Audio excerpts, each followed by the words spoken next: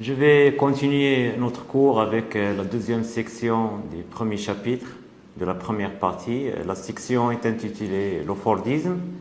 Donc après l'OST, après le Taylorisme, on va voir un peu le modèle proposé par Ford.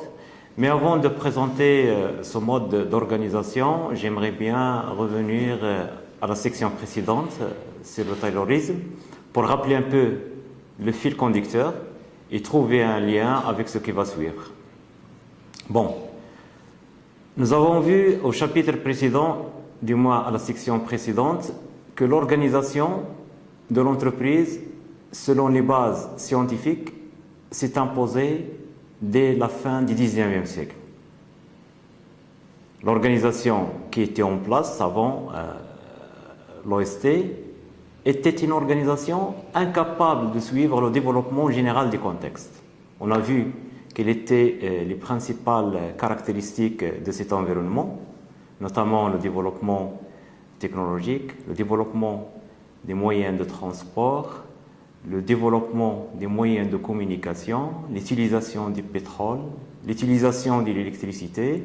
Bon, tous ces éléments ensemble ont eu une influence positive sur l'économie en général. L'entreprise a pu en profiter du moins sur le plan de la distribution, mais quant à la production, elle est restée limitée tant que l'organisation n'était pas à point pour permettre vraiment le développement de la production. Bon, à travers son nouveau mode d'organisation, Taylor a cherché essentiellement l'augmentation de la productivité. On a vu qu'il a instauré la spécialisation des tâches, horizontale et verticale, la séparation entre conception et exécution.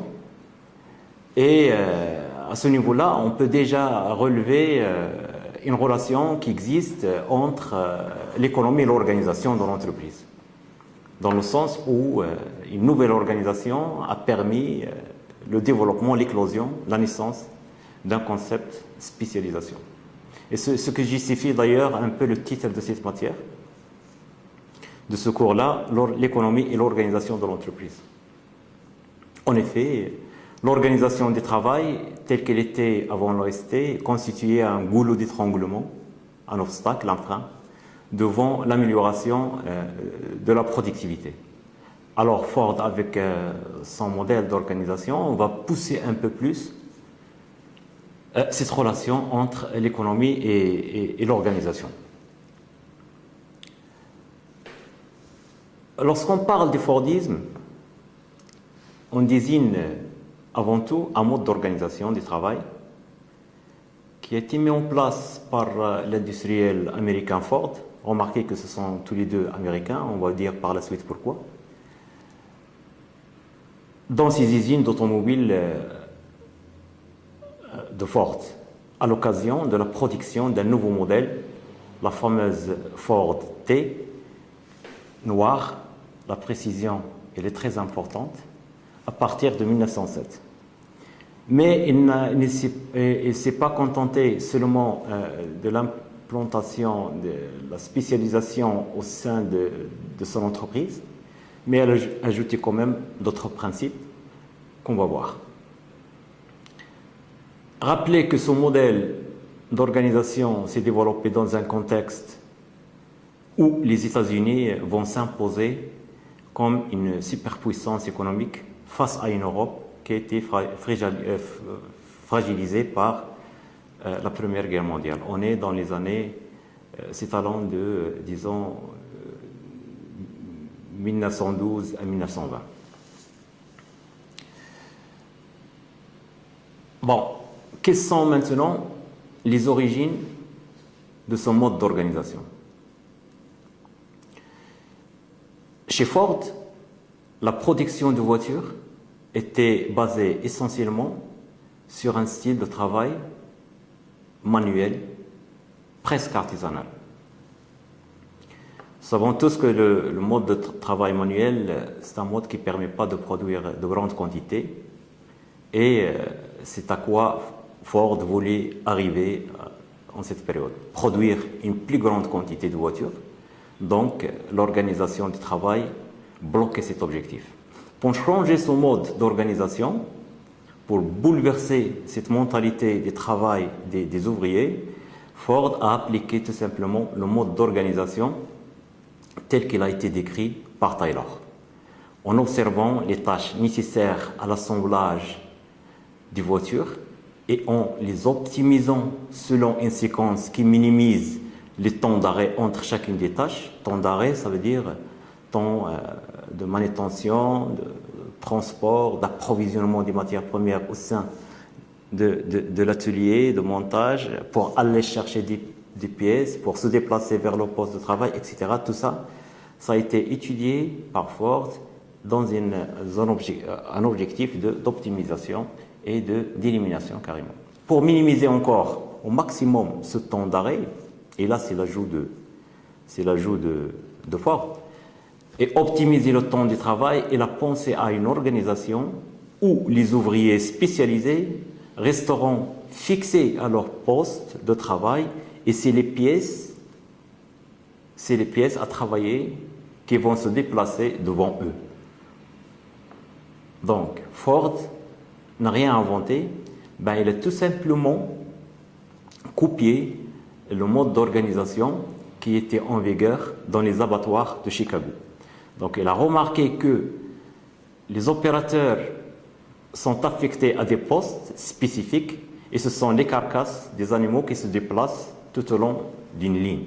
Donc, il a essayé de prendre ce modèle-là et de l'appliquer dans son usine pour optimiser au maximum le temps de travail et par là même augmenter la production. Là, c'est la nouveauté, c'est ce que Ford a ajouté en plus par rapport à Taylor. Un autre concept alors est apparu dans l'économie et c'est le travail en chaîne. Si on veut maintenant définir le travail en chaîne, c'est un type d'organisation du travail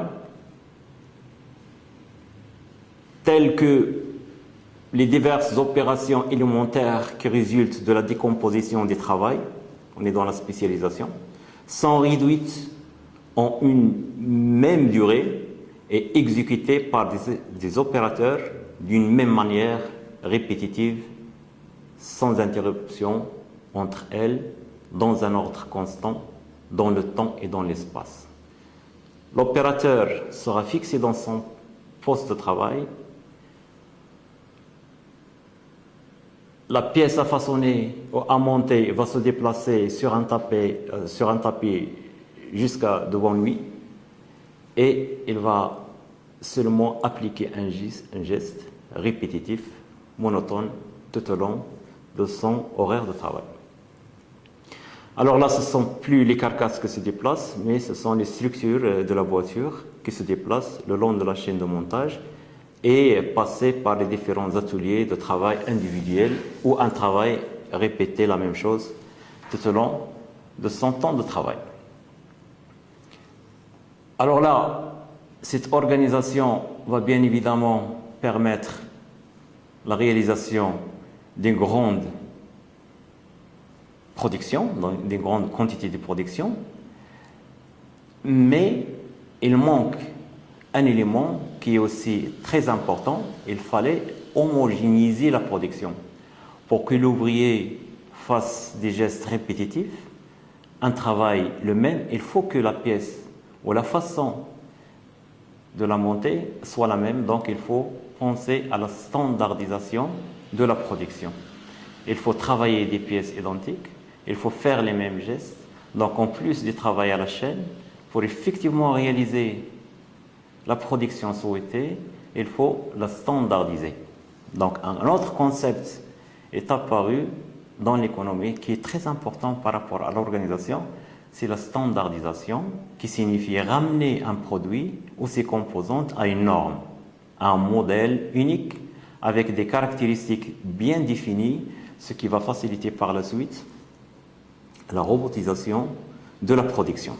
Donc, ce que Ford a ajouté par rapport à Taylor, c'est le travail à la chaîne et la standardisation des produits.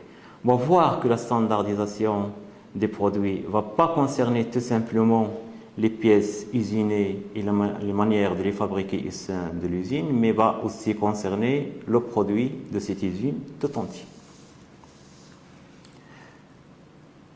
En mettant en place cette organisation basée sur la spécialisation verticale et horizontale, ça veut dire qui se base sur la séparation entre un travail d'exécution et un travail de conception,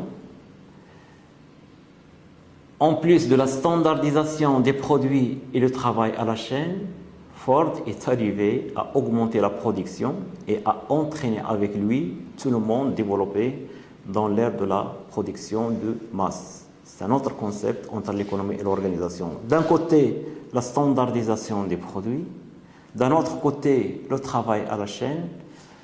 Ces deux éléments-là, ces deux éléments de base de cette nouvelle organisation vont permettre une production de masse, ça veut dire une production de grande quantité dans toute l'usine.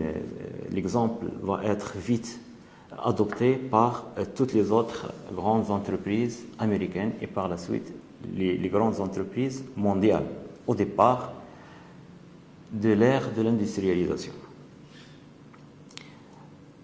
Bon, arrivons maintenant à la production de masse, mais il ne suffit pas de produire beaucoup, il faut que le marché soit suffisant pour écouler cette production. Pour ce faire, Taylor était favorable, très favorable même, à une augmentation du pouvoir d'achat de la population, chose qui a été effectivement réalisée et qui a permis le développement de la consommation de masse. Donc, production de masse a nécessité l'augmentation du pouvoir d'achat de la population, pour ne pas dire de la classe ouvrière, de toute la population, ce qui a permis à cette population d'accéder à la consommation et on est entré de plein dans l'ère de la consommation de masse. Si on veut maintenant résumer le modèle de Ford en quelques phrases, on peut dire que Ford, le Fordisme, est un modèle économique basé sur la production de masse et sur la consommation de masse. C'est un compromis quelque part, c'est un compromis économique et social où les forts gains de productivité peuvent en partie, bien entendu une autre partie va rester à la disposition des propriétaires pour réaliser les investissements nécessaires, donc une partie de ces gains de productivité peut être attribuée, va être plutôt attribuée aux travailleurs concernés, contribuer par la même à une forte croissance économique qui en retour va soutenir la productivité. Donc le Fordisme désigne globalement le fonctionnement du capitalisme industriel qui a prédominé dans les pays occidentaux pendant l'époque qu'on appelle les 30 glorieuses, ça veut dire les 30 années qui s'étalaient de 1945 jusqu'au 1975, ou plutôt jusqu'à la première crise économique, la crise pétrolière. Durant toute cette période où l'accroissement de la production était intimement lié à la hausse des salaires, toutes les économies développées ont enregistré à cette époque-là des taux de croissance supérieurs à 5%. En Italie ou en Japon, on appelle cette période le miracle économique. Donc c'était un miracle pour certains pays, un taux de croissance très important, une demande soutenue, une productivité en croissance. Et en cette période que s'est développée toute une panoplie de produits, l'électroménager, les téléviseurs et tout. C'était aussi une période de forte croissance qui a amené les femmes à travailler, etc. Bon, l'augmentation du pouvoir d'achat des ouvriers n'est pas seulement une manière de développer la demande, mais pour Ford, c'était aussi une façon de compenser la perte d'intérêt des ouvriers qui ont manifesté face à ce mode d'organisation. Les tâches étaient répétitives, le turnover était très important, il avoisinait de 40 à 60% par mois.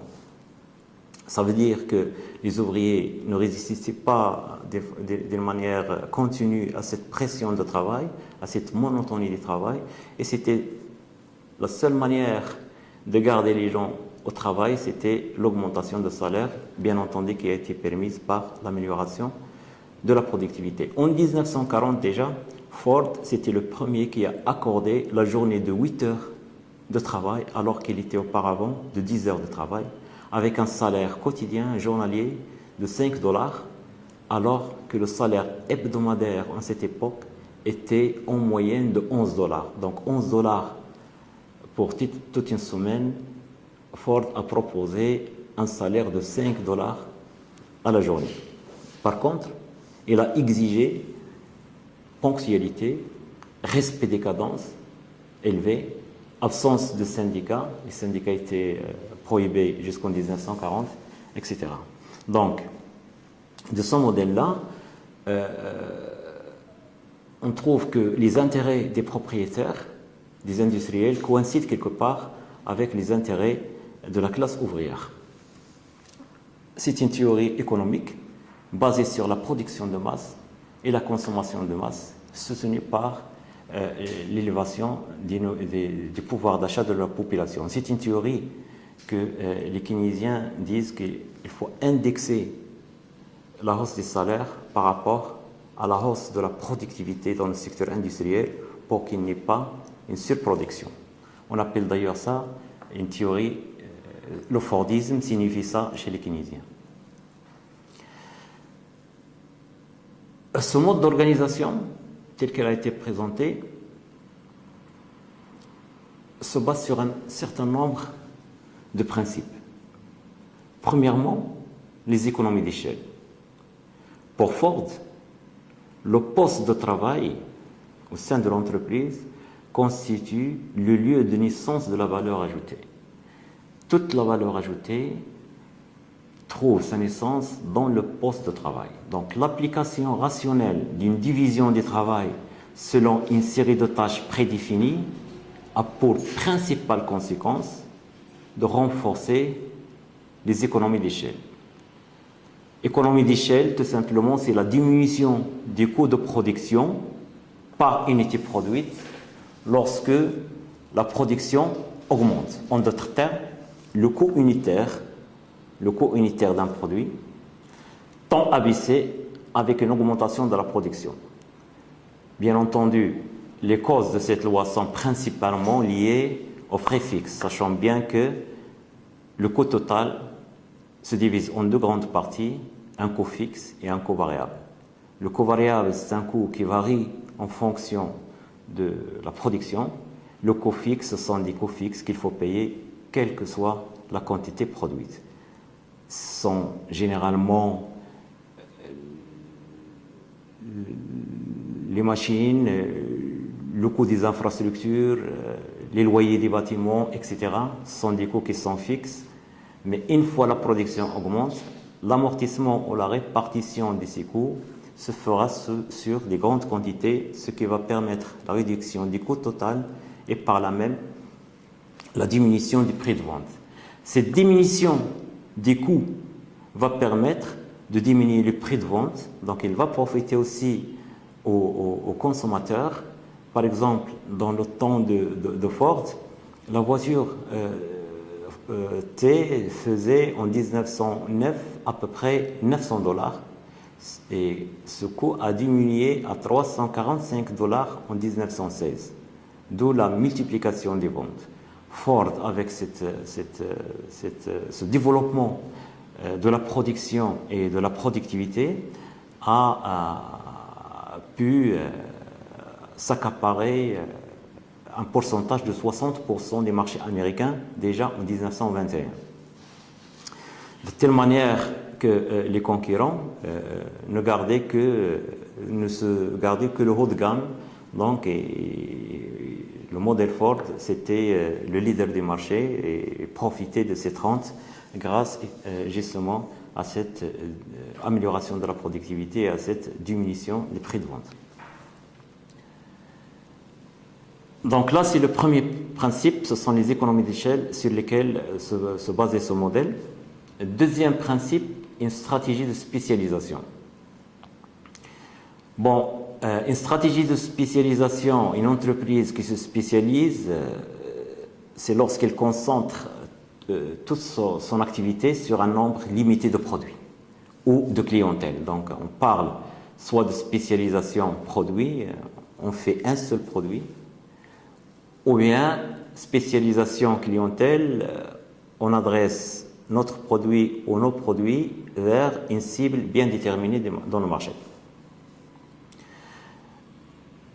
Par cette stratégie, on vise une position dominante dans le marché.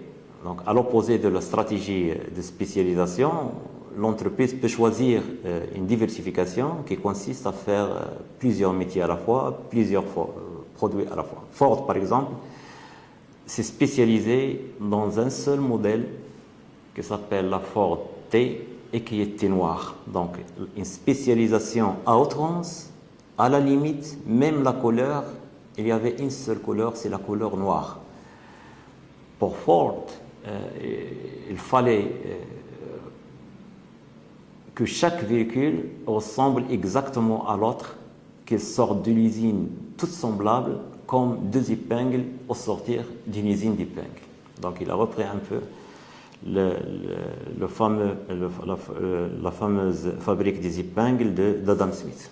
Pour lui, il ne doit y avoir aucune différence entre les voitures qui sortent de son usine. Donc là, c'est une spécialisation très poussée qui va permettre à la fois de standardiser le produit, de diminuer les coûts de production, d'augmenter la productivité et par là même de réduire les prix de vente. On va gagner sur la quantité et c'est ça la stratégie qui a été suivie par Ford. Bien entendu, cette stratégie a des avantages, l'acquisition d'une expérience, des économies d'échelle, diminution des coûts, satisfaction du marché dans de meilleures conditions, développement d'une image de marque, etc. En plus des avantages sociaux, bien entendu, permettre à une large population d'accéder à un niveau de vie convenable, de bénéficier de voitures. Les premiers clients de Ford Model T, c'était effectivement ses ouvriers. Et là, il y a un film qui montre justement comment ces ouvriers travaillaient durement pour pouvoir à un certain moment économiser et acquérir la voiture qu'ils participaient à sa construction ou à sa fabrication. Quand même, cette stratégie a des inconvénients, dont la plus importante, c'est la rigidité organisationnelle, parce qu'en spécialisant le produit, en standardisant les procédés de fabrication, on essaie de rigidifier un peu la structure. Les gens ne sont pas flexibles, les postes ne sont pas flexibles, etc. Et si l'environnement change, donc cette organisation va heurter des problèmes pour pouvoir s'adapter au nouveau contexte. En plus de cette rigidité organisationnelle, on peut aussi trouver un autre inconvénient qui consiste en une certaine limitation des capacités d'adaptation et de changement. Donc une voiture unique sur un marché où il y a la diversification, où il y a l'innovation, risque de ne pas tenir le coup et de se voir éliminé tout simplement de ce marché parce qu'il n'a pas pu développer des capacités d'adaptation. Bon, il peut y avoir d'autres inconvénients, comme par exemple la position concurrentielle d'un leader de marché. C'est une position qui est difficile à tenir dans toutes les situations. En plus de ces deux premiers bases du modèle de Ford, l'économie d'échelle et la stratégie de spécialisation, il y a aussi une stratégie d'intégration. Donc avec une stratégie d'intégration, une entreprise peut assurer, en plus de sa production, ses approvisionnements. Donc on parle d'une stratégie d'intégration verticale amont et une entreprise qui se quelque part diversifie vers ses sources d'approvisionnement et assurer son approvisionnement. ou bien il peut chercher à s'intégrer en aval vers le circuit de distribution et assurer elle-même sa distribution. Donc il peut prendre en charge soit l'approvisionnement, donc une intégration verticale vers l'amont, soit aussi la distribution, une intégration verticale vers l'aval. Ce qu'on appelle une stratégie d'intégration verticale. Mais il y a aussi, à côté de la stratégie d'intégration verticale, il y a ce qu'on appelle une stratégie d'intégration horizontale. Ça veut dire une entreprise essaye d'acquérir d'autres entreprises concurrentes qui font le même produit, qui soient similaires, pour pouvoir bénéficier justement de l'effet des économies d'échelle et d'avoir une position de force sur le marché. Position de force sur le marché par rapport à ses fournisseurs et ou ses clients, distributeurs, consommateurs, etc. En ce qui nous concerne, nous, Ford a suivi une stratégie d'intégration amont par l'acquisition des plantations de caoutchouc, des forêts, des puits de pétrole. Donc, toutes les matières premières essentielles à la production de la voiture ont été assurées par ses propres moyens. Et tout ça pour tout simplement essayer de réduire le coût de revient et par là même améliorer sa productivité. On peut parler par exemple des avantages et des inconvénients, les raisons, les risques de cette stratégie, mais pour Ford, l'essentiel c'était assurer ses propres moyens d'approvisionnement pour pouvoir bénéficier des avantages de l'économie d'échelle. Donc, ce modèle-là, le Fordisme, présente des avantages certes, mais aussi il présente quelques limites et des inconvénients. Commençons tout d'abord par les avantages de ce modèle-là. Il a marqué un tournant historique dans l'histoire du développement économique au niveau mondial. Les conséquences sont une hausse de la production, une hausse de la productivité, une baisse du coût de production, l'amélioration des conditions de vie, donc pas de travail, mais des conditions de vie des ouvriers, par une augmentation des salaires, diminution des temps de travail, diminution des prix de vente, ce qui a profité à toute la population, augmentation de la consommation, qui a eu un retour positif sur les entreprises en termes d'investissement, etc. Mais quand même, le Fordisme comporte un certain nombre de limites, notamment son incapacité à faire face à une production plus diversifiée qui commence à se développer dans les pays du sud-est asiatique. Aussi, les conditions de travail sur les premières chaînes de montage de Ford étaient telles que le taux de rotation de la main-d'œuvre avoisinait 40 à 60% par mois, ça veut dire un turnover très important. Il y a des sorties de l'usine très importantes. Les salariés ne pouvaient pas tenir ce rythme acharné de travail dans les chaînes de Ford. Seule une augmentation des salaires a pu stabiliser ces conditions. Et seule aussi l'immigration croissante des Européens vers les États-Unis a pu fournir une main-d'œuvre capable de travailler dans ces usines. Donc, si on peut résumer tout ça, il y a l'organisation scientifique du travail, et lorsqu'on parle de l'organisation scientifique du travail, quelque part, on parle des deux pionniers, de Taylor et de Ford. Taylor a édité un certain nombre de principes. La division sociale du travail entre exécutants et concepteurs, la division technique du travail, donc la partialisation du travail en tâches simples et répétitives, la motivation des salariés par la rémunération à la pièce. Là, ce sont les trois principes, les trois piliers de l'organisation scientifique du travail. Viendra par la suite Ford, avec son organisation de la production en continu grâce à la chaîne au travail à la chaîne, la standardisation des produits et la production de masse.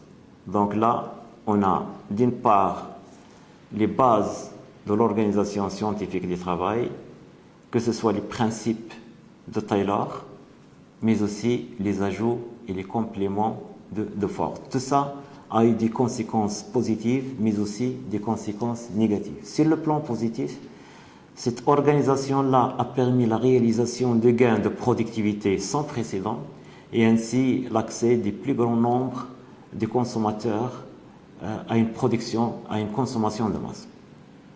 Ça, c'est un avantage indéniable, historiquement démontré et qui a profité à toute la population.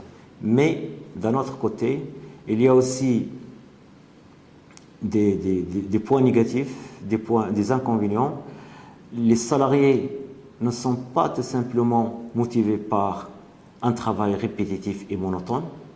Il en résulte un taux d'absentéisme très important, une faible qualité de la production et la démotivation des salariés. Taylor lui-même a reconnu les effets néfastes de cette organisation et le caractère aliénant du travail proposé à l'ouvrier. Il parle, par exemple, et il nous dit « Maintenant, il nous faut dire que l'une des premières caractéristiques d'un homme qui est capable de faire le métier manutentionnaire de gueuse, de fonte, et qu'il est si peu intelligent qu'on peut le comparer en ce qui concerne son attitude mentale plutôt à un bœuf qu'à toute autre chose.